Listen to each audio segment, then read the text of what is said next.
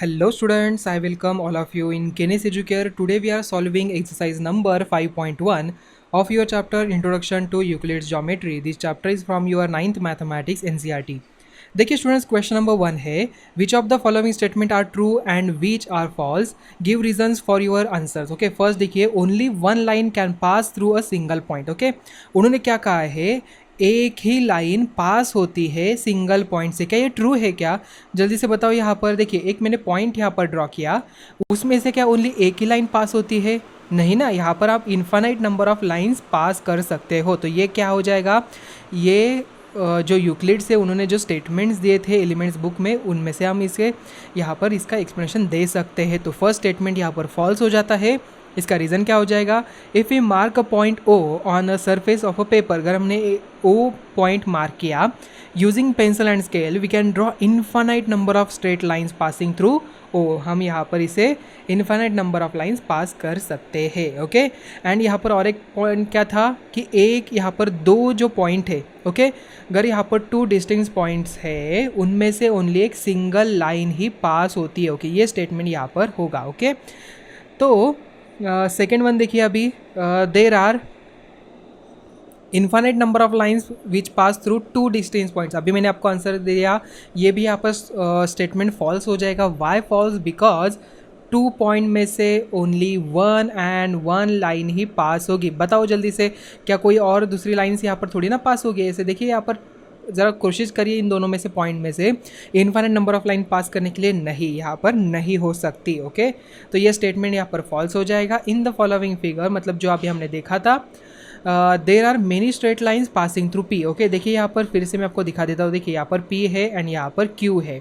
तो इनमें से पी एंड क्यू बोथ में से इन्फाइनाइट नंबर ऑफ लाइन पास हो रही है, but only and only one line pass through point P and Q. Okay, so there are many lines passing through point Q, but there is only one and only one line passing which is passing through P as well as Q. Okay, तो ये statement आपका false हो जाएगा. Second one. Now we see third one. A terminated line can be produced indefinitely on both the sides. Okay, एक terminated line है, आप इसे infinite number of lines पे से extend कर सकते हो. तो ये statement true है.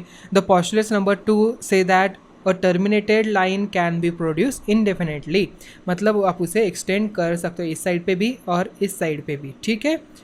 Now fourth one, if two circles are equal. यहाँ पर देखिए दो सर्कल है, एक सर्कल मैंने ये ड्रॉ किया और अनदर सर्कल मैंने यहाँ पर ड्रॉ किया. उन्होंने क्या कहा है, आर इक्वल. ये दोनों भी क्या है, इक्वल है, मतलब उन दोनों की रेडियस यहाँ पर इक्वल है. इसकी आर है तो इसकी भी आर होगी. Then their radii are equal. Yes, ये यहाँ पर सही हो जाएगा. ये स्टेटमेंट भी यहाँ पर ट्रू हो जाएगा. अगर यहाँ पर सर्कल इक्वल है तो उनकी रेडियस क्यों नहीं इक्वल होगी? करेक्ट. सो ये statement true. Reasons, superimposing the region of the one circle on one another, we find them coincide. वो दोनों भी कोइंसाइड होते हैं. So their centres and boundaries are coincide, thus their radii will coincides or equal. okay, now the fifth one. in figure 5.9, देखिए इस figure में AB is equal to P Q है, मतलब AB जो है पी क्यू से equal है, P Q X Y से इक्वल है. देन AB एक्स वाई से इक्वल 100% होगा. ये भी स्टेटमेंट यहाँ पर ट्रू हो जाएगा. बिकॉज अगर एक चीज़ अनदर चीज़ से इक्वल है, वो चीज़ किसी अनदर चीज़ से इक्वल है, तो ये फर्स्ट वाली थर्ड वाले से इक्वल होगी ही. According to Euclid's axioms, things which are equal to same thing are equal to one another. Okay, ये स्टेटमेंट ध्यान में रखना है और यहाँ पर इसका आंसर हो जाएगा. Now we see question number 2. Give a definition for each of the following terms. Are there other terms that need to be defined first? What are they and how might you define them? Okay, देखिए यहाँ पर students, yes, we need to have an idea about the terms like point, line, ray, angle, plane, circle and quadrilateral etc. before defining the required terms. Okay, so definitions of the required terms are given below. क्या हो सकती है यहाँ पर? First यहाँ पर parallel line से two lines L and M in a plane are said to be parallel if they have no common point. Okay, यहाँ पर इनमें से कोई भी कॉमन पॉइंट नहीं होगा. And we write them as L is parallel with M. हम इसे ऐसे लिखते हैं. ठीक है, आई बात समझ में आपको? Yes.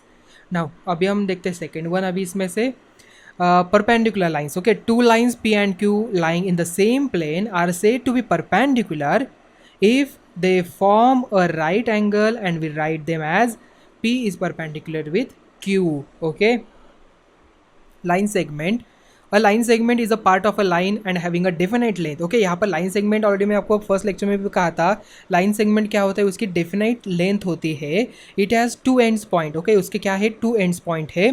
In the figure a line segment is shown having end points A and B is written as A B बार, हम बार भी कह सकते हैं, कैप भी आप यहाँ पर कह सकते हो, ए बी बार, और सेगमेंट ए बी भी आप यहाँ पर इसे कह सकते हो. आप ए बी को बी ए इस फॉर्म में भी लिख सकते हो.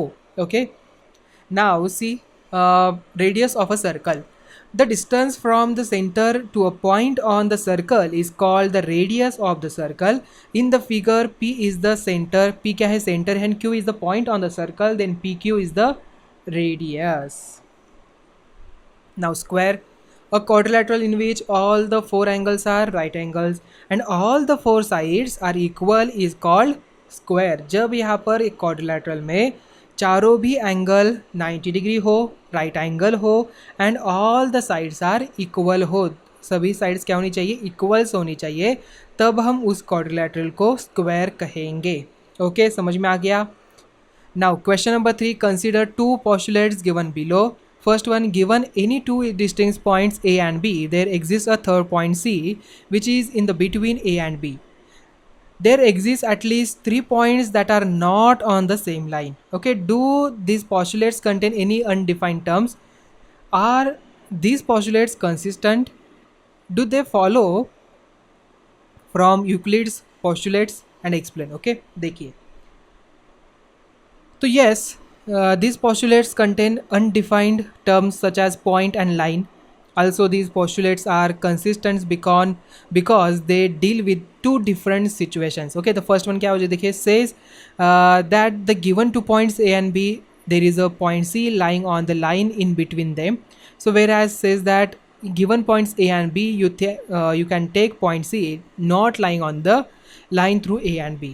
Okay, so no, these postulates do not follow from Euclid's postulates. However, they follow from the exam.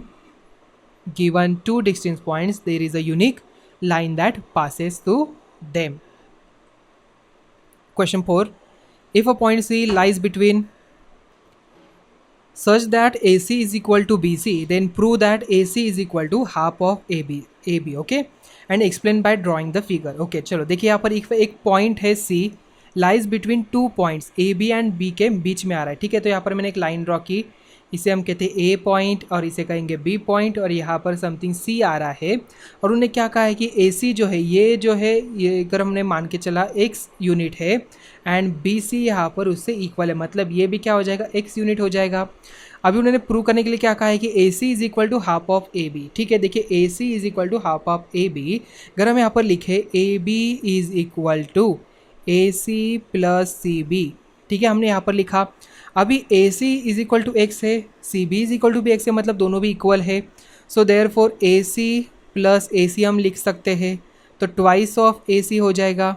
Now यहाँ पर ए बी, टू यहाँ पर मल्टीप्लाई यहाँ पर डिवाइड में आ जाता है, तो A C is equal to A B divided by two, मतलब A C is equal to half A B यहाँ पर हो जाएगा. ये हमने प्रूव कर दिया.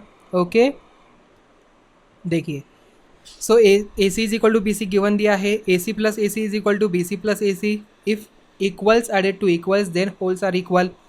और two twice of A C is equal to A B, that is A C plus B C is equal to A B, और A C is equal to क्या हो जाएगा, हाफ ऑफ ए बी यहाँ पर हो जाएगा. Question number 5. In question number 4, point C is called a midpoint of a line segment AB. Prove that every line segment has one and only one midpoint. Okay, देखिए, यहाँ पर एक ही mid point होता है ना, किसी भी लाइन को एक ही मिड पॉइंट होता है. ठीक है, तो हमें इसे यहाँ पर प्रूव भी करना है. देखिए, let the given line A B is having two mid point C and D. अगर हम मान के चलते हैं सी एंड डी यहाँ पर 2 पॉइंट्स है, तो A C is equal to half of A B हो जाएगा, and A D is equal to क्या हो जाएगा, हाफ ऑफ ए बी हो जाएगा. Correct. So subtracting equation 1 from 2, we have A D minus A C is equal to half of A B minus half of A B. तो ये क्या हो जाएगा, 0 हो जाएगा. So A D minus A C is equal to 0 और C D is equal to 0 हो जाएगा. So C and D coincide. देखिए, A D and A C यहाँ पर minus A is equal to 0, तो A D is equal to क्या होगा, ए सी हो जाएगा। तो स्टूडेंट्स इसका मतलब ए डी एंड ए सी दोनों भी इक्वल है, मतलब सी एंड डी दोनों भी एक ही जगह पर आए हैं, इसका मतलब C and D coincide. Thus every line segment has one and only one mid point. Okay, question number 6, in figure 5.10 if A C is equal to B D then prove that A B is equal to C D. हमें क्या करना है, A B is equal to C D यहाँ पर prove करना है। ठीक है, चलो देखिए, A B plus B C is equal to B C plus C D. देखिए A B plus B C is equal to B C plus C D, because यहाँ पर देखिए A C is equal to B D दिया है, A C is equal to B D उन्होंने कहा है, मतलब बी यहाँ पर क्या है, ऑलरेडी उन्होंने गिवन दिया है C is equal to B D. So that's why subtracting B C from the both sides we get A B plus B C minus B C is equal to B C plus C D minus B C. तो when equals are subtracted from equals reminders are equals, so A B minus A B is equal to क्या हो जाएगा, C D हो जाएगा। B C get cancel, B C get cancel, तो A B is equal to C D यहाँ पर prove हो गया। Question 7. Why axioms 5 in the list of Euclid's axioms consider a universal truth? Okay, because as a statement is true in all the situations, hence it is considered as a universal truth. Okay, आई बात समझ में, अगर statement का true है in all situation, hence it is considered as a universal truth. तो students यहाँ पर आपकी एक्सरसाइज नंबर 5.1 एंड होती है, तो मिलते हैं अभी नेक्स्ट वीडियो में। Thank you.